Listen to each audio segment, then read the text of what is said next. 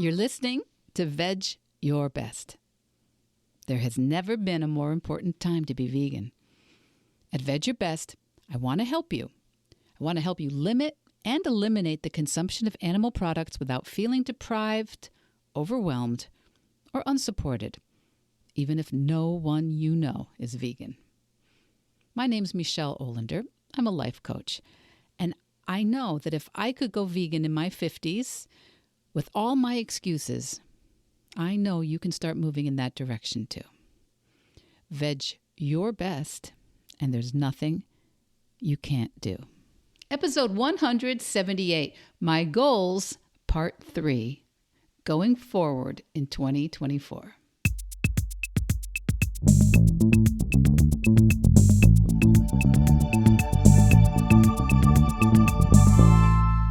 Welcome back, my Vedge Your Besties. You know, for the past 2 weeks, the last 2 episodes, well, we talked a little about my personal recent history of goal setting and planning, the good, the bad, the ugly.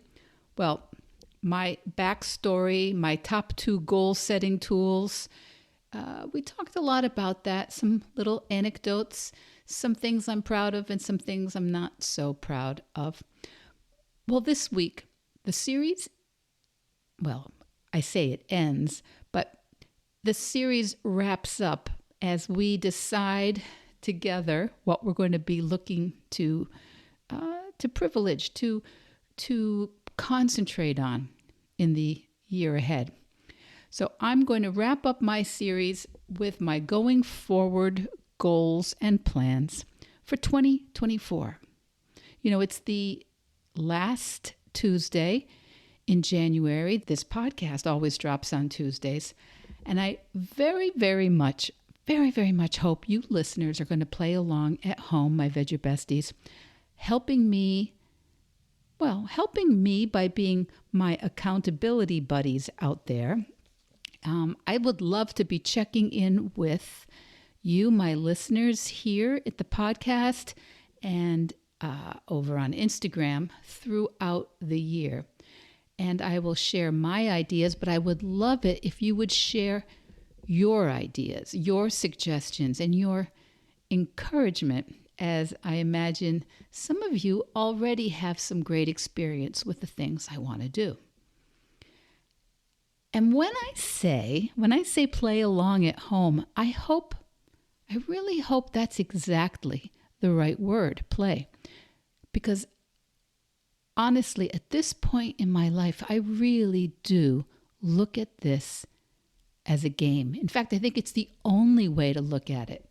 You know, some games are kind of free form. You make up the rules and it's kind of improvisational and participatory. But other games involve a little bit of scorekeeping. Both are fun. And I think my goals for this year are going to be a combination. And yes, I said goals, plural, goals. So I'm playing a few games this year. And before I get specific, well, with the main item on my list, I'm going to ask you start thinking, what goals, what plans and tweaks and intentions might you set if you were just going to build on the things that you already do really well, that you already do fairly automatically, that you already do almost every day without major efforting. You know, that's sometimes called habit stacking. Adding something or making a twist to something that you already do, something that's already a habit.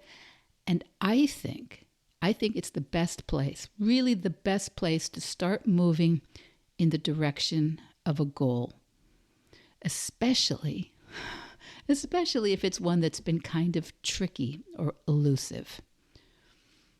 You know, way too often, I ask myself, what is it I'm doing? What am I doing playing games of adding in 2 minutes of walking or flossing one tooth or writing one sentence? You know, I'm a grown woman. Do I want to do this or not? If I want to do it, shouldn't I just do it? I should just do it, right? I should just get it done. But I really do not think it is, well, I don't think it's ever actually a question of whether I'm a grown-up or whether I'm serious or whether I want to do what I say I want to do. I don't think it's a question of discipline. And if you've been stuck or stalled or dropping the ball or whatever euphemism/metaphor you use to describe it when you're not doing the thing you say you want to, I don't think it's ever actually evidence that you are undisciplined or weak or broken. Because, I talk to a lot of you. My Vedge besties, the people who listen to this pod, and you're not a weak or broken or undisciplined bunch, are you? You're not. Even though a lot of you have been hanging on to ideas and goals and dreams for a while that you haven't quite made the progress on that you want to. It's mostly because, well, you probably don't have a system. And systems have been my focus for the past few months. But the systems I usually need, and maybe you need to get some momentum are, the systems involve mostly just always knowing what it is you want to do. Because plans and ideas and goals are just words. They're just ideas until you've got a system. And the systems I usually read about, maybe you read about, are things like knowing exactly what you're going to do and assigning it a time on your calendar. And, rolling on the floor, LOL, kids. How knowing exactly what you're going to do and assigning it a time on your calendar, how often will that work for me, do you think?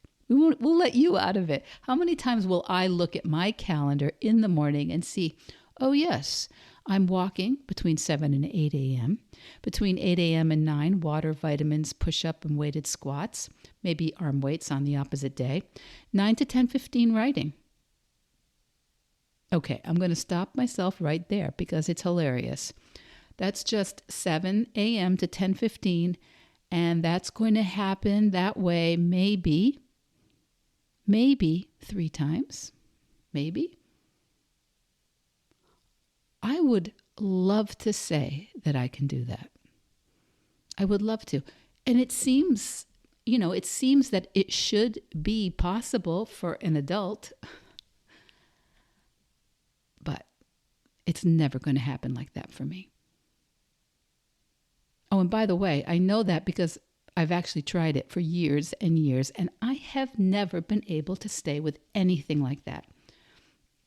And I know it's partially because I have a brain that's not wired that way. I know partially it's also because I've always been someone who worked from home, and the silent to-do list of a home and laundry and broken things has always been floating around me, and I've always found that difficult. But it's never going to happen that I look at my calendar and I follow exactly what it says there. So, as we talked about for the last week or two, what worked and didn't work in my goal-setting backstory. For any goal, I need to have a variety of actions, a variety of time frames. John Acuff calls it having the Swiss Army knife of actions in your pocket. You have the 30-second action, and you have the when you have 30 minutes action. You have the setting that when you are in a car waiting for somebody, or you're in the dentist office and they've brought in an emergency in front of you, so you're going to have to be patient. You need to have that Swiss Army knife of actions, all the different settings. So that has been, in general, what's worked for me. And the main point behind it is that every day, no zero progress. No 0 days. Every day, something more than zero moving me in the right direction. So in my system, non-zero to me means I consciously actually see and acknowledge that there is that goal that has been important to me that I want to reach, and I take some sort of physical or mental action that is more than nothing, more than zero. Now, I know that doesn't sound like a lot's going to happen, right? So if I want to get outside and get morning light in my eyes and face every day, that's something more and more of the doctors I've been listening to say we really need to set our clocks through the sunlight in our eyes. It's super important to get out there every day and get some light in our eyes. Well, for that, I just need shoes and socks and maybe a coat, some kind of acceptable clothing, right where I can find it immediately in the morning. Not make decisions about it, that I can just go, oh, feet on the floor, socks, shoes, clothing. Now I'm acceptably clothed and shod, and I can be outdoors. And if I'm outdoors even for 60 seconds, I win the game that day. I win. I win the game for that habit for the day. I win. Would it be better if I were dressed and my hair was brushed and I had sunscreen on and I looked quite presentable? Yes, sure. That would probably be better. But last year, that was a new goal for me, to get outside pretty much regardless of the weather. And other than that, no rules. Really, no rules other than just getting out there. And every time I did it, it got easier. It did. It got way easier. And I slowly started to add a couple of new habits, what I call elements of difficulty. Any chance of an actual sunrise? How about you go see it? How about you walk somewhere where you can see the sunrise? Another extra point would be if I would walk for 5 minutes once I was out there, getting that sun in my face. But the only rule in my system was to get outdoors. To get outdoors. Now, this was built, as you may remember, with my success, and I say it with a smile, my success with push-ups. Now, don't get me wrong, I'm not great at push-ups, but I do them. Twice a day, I do one push-up. And yes, I can do more if I want to while I'm down there, but as long as I do one, I win. Now, in the beginning, I could actually not do a push-up. I just couldn't. So it started with a plank or controlled descent down to the floor, even if I couldn't push myself back up, or with doing the push-up from my knees. But even just attempting one push-up twice a day has ended up with me able to do push-ups now. A few of them in a row sometimes with pretty good form. Huge, huge win for me. Because basically, no matter what happens in my day, short of hospitalization, I can be pretty sure that I can attempt one push-up twice a day. But the push-up grew so that I was able to stack another habit on it. It didn't take a lot of time. It was a pretty easy habit. So now I could add each time either a weighted squat, holding something somewhat heavy. A weight is great, but if it's not a chair or a stool or an appliance from the kitchen, a weighted squat or an arm weight workout. I added those every day onto that habit. Sometimes it's only a couple of squats and a couple of bicep curls. If I do it, it's a win. Now, the morning outdoors allowed me to stack on a short walk, since I was out there anyway, and that turned out to be close to 5,000 steps almost every morning. Often over 10,000 steps. Even when it's only 1,000 or 2,000 steps first thing in the morning, it's so much easier to get my total daily steps over 10,000 for the day just with having knocked out a few thousand in the morning. Now, last year, I wanted my daily average to end at the end of 2023. I wanted my daily average to end at over 10,000 steps a day. And my phone was able to verify that I did it, up from about 5,000 per day on average in 2022. Now, even in 2022, sometimes I did get a lot of walking in, but sometimes I didn't do anything. I sit a lot for my work. So in 2023, I wanted to really commit to moving more intentionally every day. And paying close attention to my phone made that a very easy habit to verify. Now, this last fall, my steps were up routinely to over 12,000 per day and frequently over 16,000 or even over 20,000 now and again, because I would slowly add things like setting up my podcasts and Audible books and training videos so that they were super easy to switch on and listen to while I was walking. I set it up so I no longer really have to think about how to do it, how to set it up. I don't have to decide what would be a good thing to listen to now. It's all queued up. It's all ready to go when I am on my feet. And I almost never listen to any of these things while sitting anymore. Sitting is for writing or coaching or recording the podcast or maybe doing paperwork or emails. I have things I have to sit for. But I stacked all these sorts of positive learning and studying and listening goals to my increase movement goal. It sounds easy. It was not hard, but I needed to have different parts of it in place before I could add.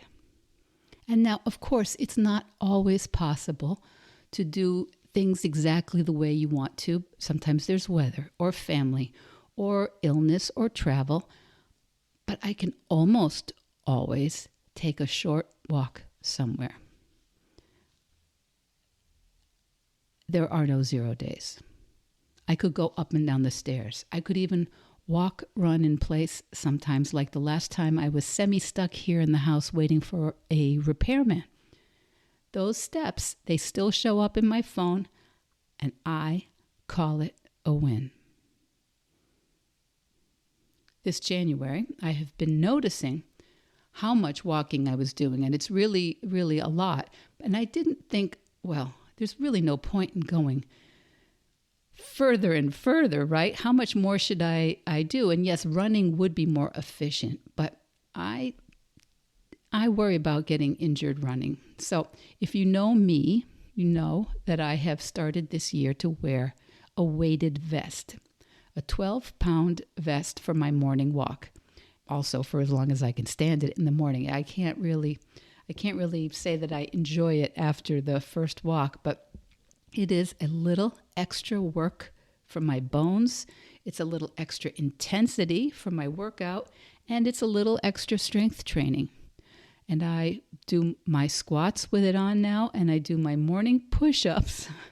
That's not pretty right at the moment. I do my morning push-ups with the 12 pounds on my back, and I can hardly do any push-ups with it right now when I'm wearing the vest.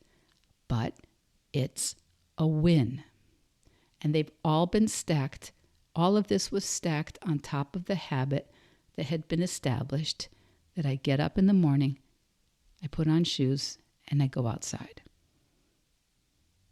Now, if I had woken up in January and never had created the morning walking habit, if I had never created the going outside and putting my face up towards the sun habit, if I had to find my shoes and coat and weighted vest and walk 10,000 steps and listen to all my books on business and art and history and language and veganism, that would have been a lot to try to put together in one afternoon or in 1 week.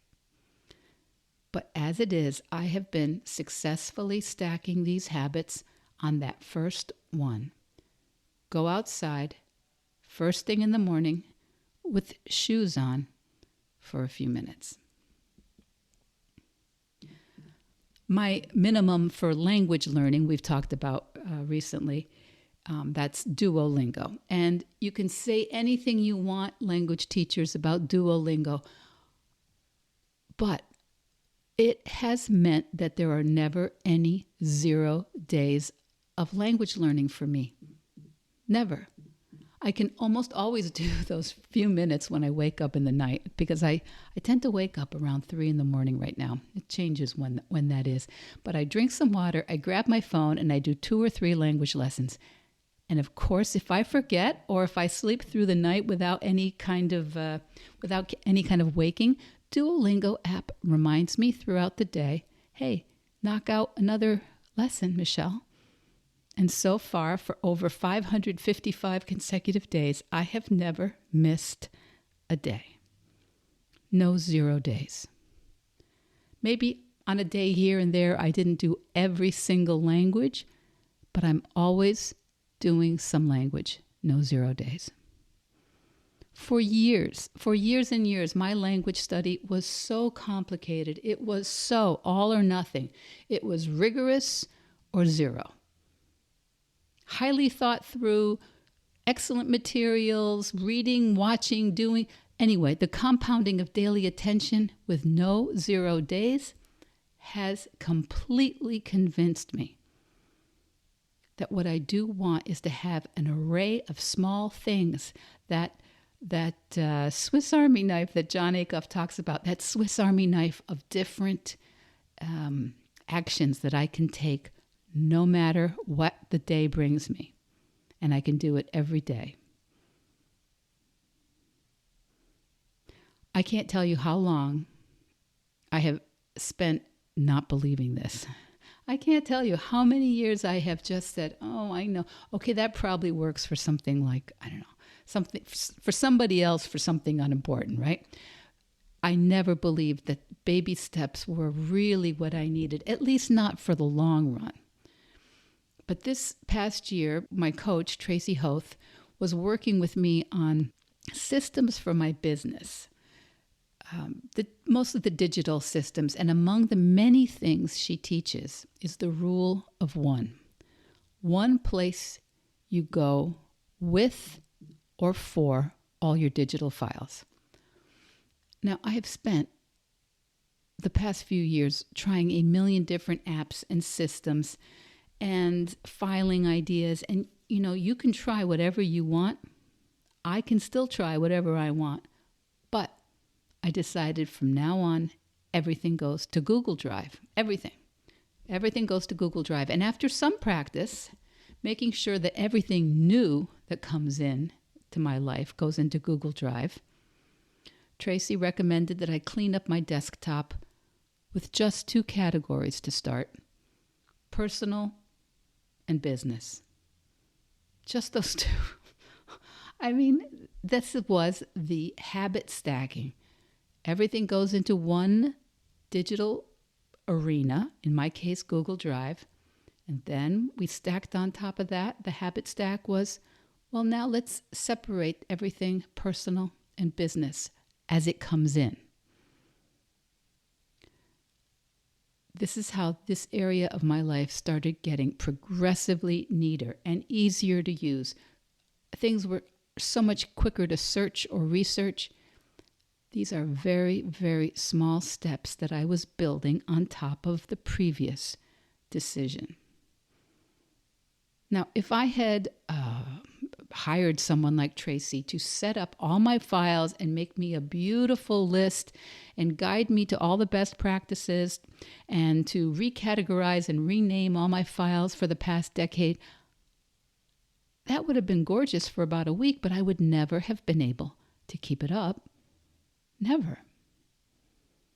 But instead, the past 6 months, I've slowly been making habits of how I handle all incoming new information and building the habits of where those things go, where I look for them, and the compounding of those small decisions has been huge. It's really been huge for me. And I know it does not sound sexy. I know it does not sound cool. It sounds really slow, but for me it works. It has been working. And if you have some resistance about it, I would like you to just maybe let it percolate a little bit in the back of your brain. Because what if you could just feel like you were winning? What if you felt like you were really winning, taking a few small actions every day, no 0 days? Now, this year in our family, all 3 of our children are expecting new babies with their spouses this year. And my primary goal for this year is to be the best mom and babcia, that's Polish for grandmother, the best mom and mother-in-law and babcia and wife that I can be, while still building the best coaching practice and being the best vegan advocate and podcaster and human that I can possibly be. So part of feeling like I can have a positive outlook for this year means I need to take good care of my health and strength. So, primarily so I can carry those grandchildren. And it means that I need to have good business systems and communication so that everyone knows what they can expect from me. And that begins with me actually knowing myself where I am, with me actually knowing myself what I need to do today. That's not always been my strong suit.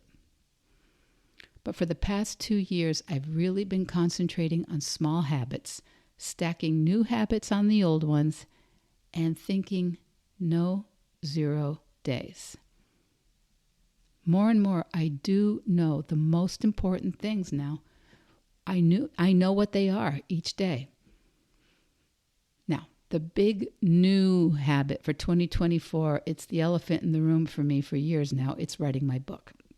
And last week I told you that I realized some of my book's goals, some of them had turned out to be full of should. They were goals I thought I should have, subject I thought I should handle, and a plan I thought I should be doing. Well, I think I've dealt with that part of it. And the new habit, the no 0 habit, is every day I open up the document where my book is every day, and I write for 6 minutes. Once a day, I write for 6 minutes. Of course, I can write longer anytime I want, but there are no 0 days. And this is a new habit that I want to be sharing with you guys on Vedge Your Best for the entire year. Because if it's a win, if I open up my document for 6 minutes and work on it, that's a win for me. And I hope you'll cheer me on. I really do. I'm going to need it. Because who's with me? I bet there's something you need a win on. I have had a lot of resistance and trouble with this particular goal over the past couple of years. So I am going to post my statistics regularly. I'm trying to figure out what would be the simplest, most clean way of doing that. And I would love it, my Vedge Your Bestie, if you would cheer me on. And I would love to cheer you on. And I would love our Vedge Your Best community to cheer you on. Whether you are moving in a vegan direction or upping your plant-based cooking or nutrition, maybe you're starting more advocacy or starting a new business, whatever it is, what's the smallest habit that you're ready to set up? What's the smallest habit so small that you know you can make it happen with no 0 days? No 0 days. A habit so small for the next, let's think 90 days. But it'll be for the year. But for the next 90 days, before you stack much onto it, what's a habit that even if you were heading to bed exhausted, you could really just pop out of bed for a second or two and get something done? One sentence, one push-up, one email or text or a card to a loved one you keep forgetting to send love to. Maybe one new vegan recipe you could email to yourself for the morning that you're going to buy the ingredients for. Maybe pop downstairs and just grab a raw veggie or a piece of fruit or some fermented food so that you are increasing your whole foods every day. Maybe one of Michael Greger's superfoods that you could have ready in your refrigerator to increase the quality of your nutrition. Maybe you would, even at the last second, you could always declutter one item from your bedside table or from your bathroom drawer. Maybe you could just pick up that book off the nightstand and read one page or half of a page. But it wouldn't be 0. I know it doesn't sound like much. It doesn't sound like enough. But I think if we did it together for a whole year, I promise you, no 0 days has made such a huge difference in my strength, in my fitness, in my organization, in my reading, my coaching, and because of all that, in my day-to-day mood, because I know I'm always making some progress. And I'd like that for you too. So let me know. Let me know what you're ready to do. And I'm going to figure out where I regularly post my goals. Feel free to make a suggestion about what that would look like. I want to post those goals so that you can see them and play with me on this. And let's really play. Let's make it a game. It's the last episode in January. So maybe if you've lost a little momentum on some of the ideas you went into 2024 with, well, especially if you've lost a little momentum on some of the ideas you went into 2024 with, it's perfect. This is the best time to give yourself a new little habit or stack something small onto a habit you already have. Now, if you want to strategize with me, you could just DM me on Instagram. You can email me or book yourself into my calendar. Honestly, we can do this together. We can. Okay, my Vedge Your Bestie, let me know. But in the meantime, Vedge Your Best. Vedge Your Best podcast production, music, and editing by Charlie Weinshank. Thanks, Charlie. Before you go, it would mean so much to me and the Vedge Your Best team if you would hit subscribe, leave us a 5-star review, or share with someone you think might be interested. Something about algorithms, it helps bump us up a little in the rankings, and that's the best way to help others find the podcast and for us to find our audience. So, until next week, make it easy and Vedge Your Best.